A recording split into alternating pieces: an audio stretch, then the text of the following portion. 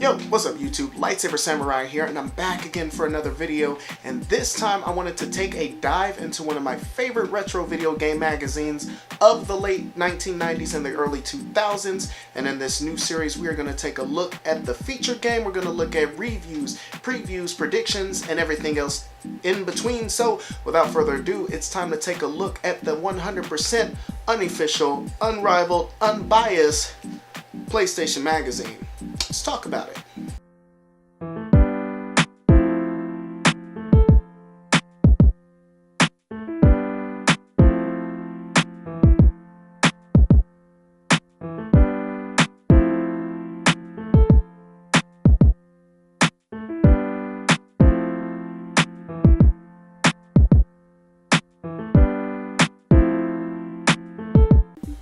Alright, and you can see from taking a look at this issue that Tenchu 2 is the featured game on the cover, and this is the bloody sequel to the excellent Tenchu Stealth Assassins. Tenchu 2 till this day is still my favorite game in the series, despite the fact that I played just about every title in the series. You'll notice here in the corner that Fear Effect was a game that had just recently come out. It carried a 6-page strategy guide to get you through the game. A lot of tough puzzles in that, but with this I was sure to see the end, and actually I did see the end primarily because this issue. Taking a look down here toward the bottom, we're looking at 100 new scenes on the upcoming PlayStation 2 for Tekken Tag, Gran Turismo, Armored Core, and Eternal Ring, and something about Square Secret Racer. Did it come out? Do you know what it is? We'll take a look and find out. So one of my favorite things about PSM was the way that it was mapped out. It had a very colorful cast of characters as far as their editors. For reviews, their editor-in-chief. And I'll just take a look at it here. As you first open up, you enter the start section. Is what they called it. Press start. And when you open it up, you got news about what was on the cover and the story about how they got to the cover. You can even see, I don't know how well you can see that. They talk about how they got the pictures, how they came up with the cover photo. You get to meet the team of editors, and if that's coming in fuzzy, I'll show you some clear footage of that. So you get to meet the editors as well. Chris Slate, who is the editor-in-chief, Stephen Frost, the reviews editor, Randy Nielsen, the news editor, and Bill Donahue, managing editor. And if you can see that, they're all dressed like ninja on their cover photos, which is awesome. So they're getting into the spirit of Tenchu 2 coming out.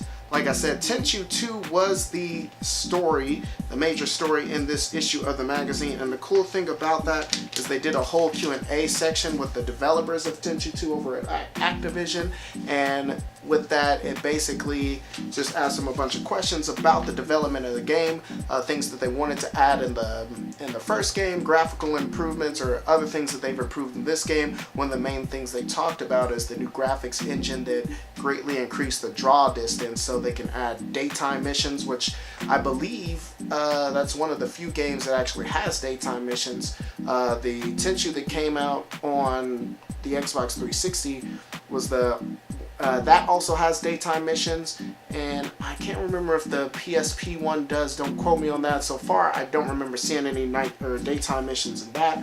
The fact that you can swim underwater was dope. You can hide bodies underwater. You can pick up bodies and move them around, and that was something that we haven't seen before up until that point. One of the cool things about Tenchu 2 that a lot of people don't mention is that most of the voice cast from Konami's Metal Gear Solid make an appearance in Tenchu 2. For instance, Roy Campbell voices Master Shiunsai, Meryl voices Ayame in that game, and so there's a bunch of others. Doug Stone is in that game, I believe, and a bunch of other people who played the members of Foxhound also make an appearance in Tenchu 2, which is awesome. So that's probably another one of the reasons why it's my favorite in the series, because I love the voice acting, I love the cast that they got for that. Like I said, most of them came from the excellent Metal Gear Solid.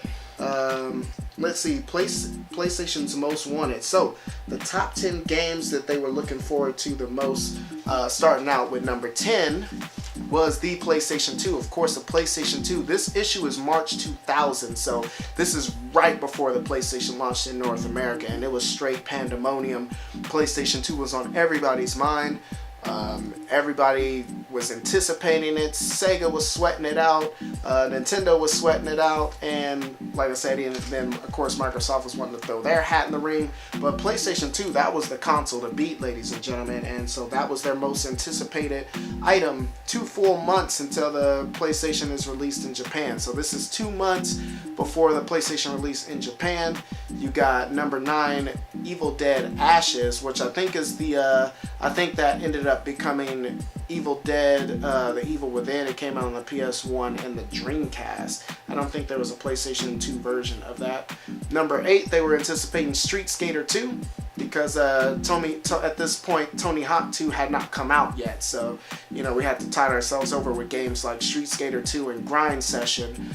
Chrono Cross, excellent RPG by Squaresoft, and that was one they were waiting for. Basically, it was a follow-up to Chrono Trigger, as most of you know. A lot of people, there aren't, you know, fans that say Chrono Cross is actually better than Chrono Trigger. I haven't played enough of either to make that determination, but I do have Chrono Cross in the backlog, so maybe I'll take a look at it sometime this summer. Number 6, Vagrant Story. That is an awesome game, and like I said, that is a game that definitely needs a reboot. Dragon Quest VII is number 5 on the list.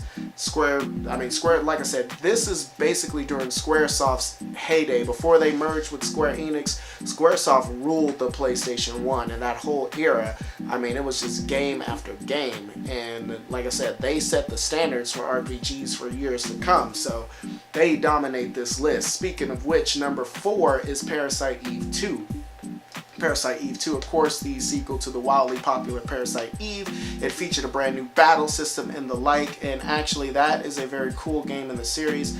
A lot of people don't like it for its more Resident Evil style gameplay, but I thought it was a blast because I was all over Resident Evil 2 at that time, and basically Parasite Eve 2 played a lot like that, which was dope. Number 3 is Spider-Man. Spider-Man, that was one of the first great superhero games I have played on any console since the days of Batman on the NES.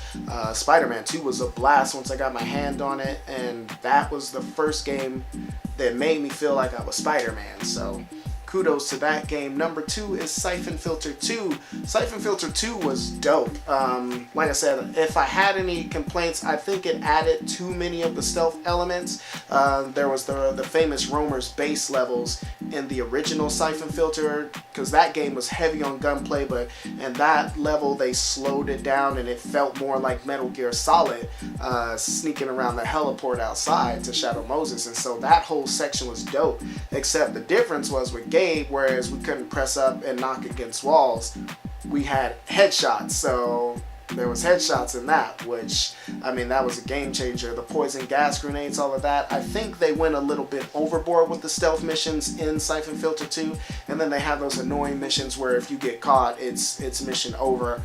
And yeah, I can't stand missions like that. But Siphon Filter 2, it never caught on quite like Metal Gear Solid did, but during the PlayStation era, Siphon Filter, I was always a solid bet for an action, a 3D action shooter. So, and of course, number 1 on their most wanted list was Tenchu 2. We've already talked about that.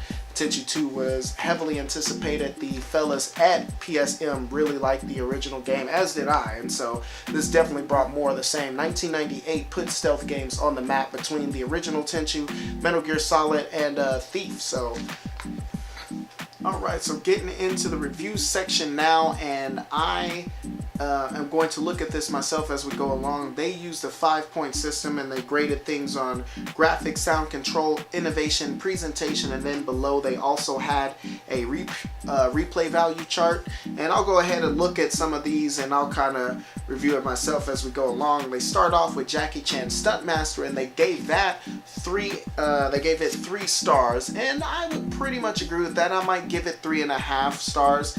I thought the graphics were extremely bland. I think they actually, let's see, so the perfectly captures Jackie Chan's movie persona and a rare blending of platforming and fighting game, which I thought was pretty solid. He's actually a pretty nimble guy. You've got quite a few moves in your move set, and it does have some pretty fun, just kind of button mashing gameplay.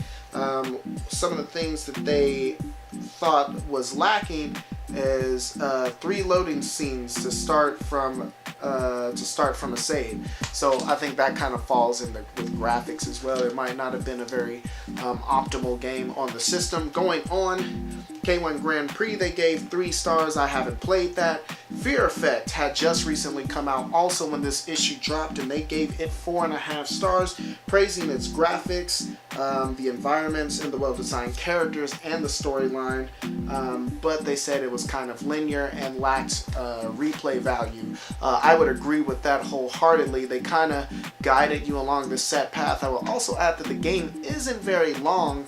It's a 4-disc game, but that's because they use a lot of FMV in the game, and if you look at the graphics are stunning. Oftentimes, like I said, it's kind of cell shading on pre-rendered backgrounds, but even on those pre-rendered backgrounds, things are always in motion in the background, and so it uses up a lot of data for that. And so, like I said, for it being a 4-disc game, it's something that you can probably finish in 10 hours or so. So, looking on, Rollercade Stage 2 is a racing game, futuristic racing game I never got a chance to play, so I'm always kind of wanted to check out. It got 4.5 stars, so maybe worth something adding to the collection. JoJo's Bizarre Adventure, forget about adding that one. That one got away from me in price. It's hovering around $80 these days. They gave it 3.5 stars, praising its design and its graphics, but saying that some of the characters are just too bizarre and that the fighting mechanics aren't as deep as Street Fighter. I did play this game a little bit, and I found it to be more or less just kind of a Street Fighter clone. I thought it was an okay game. 3.5 stars is probably what I would give it to, because games that came out during that time period, if you didn't absolutely wow me, like, you know, 2D fighters like, say, Guilty Gear on the PlayStation did, then you were just kind of, I mean, like I said, you weren't touched. This is in the era of like Street Fighter Alpha 3, and so if you weren't as good as that, then, you know, I wasn't messing with it. Speaking of that, they also dropped Marvel vs. Capcom, gave it 3.5 stars. I don't quite disagree with that. I would have given it 4 stars on that. The original Marvel vs. Capcom is an excellent game. Some of the things that they praised is the variety of characters, the controls, but they said there's no tag feature, which I don't remember that being the case, but if that is the case, then that is definitely a con. Also, they said that it was kind of lacking in originality. Like I said, it basically controlled like a lot of their games, Darkstalkers, the Street Fighter Alpha series, and of course this is Marvel Superheroes had already released on the PlayStation and the Saturn, so I could see that. Let's see, moving on, what else did they review? They reviewed Worms Armageddon, gave it 4.5 stars. I haven't to this day yet to play the Worms games. A puzzle game of some kind. People like it. I don't know. NASCAR Rumble, a racing game, they gave it 4 stars. NHL 2000 got 4 stars. Also, Ace Combat 3 Electrosphere. I do remember that game. They gave it a solid 5. Holy hell.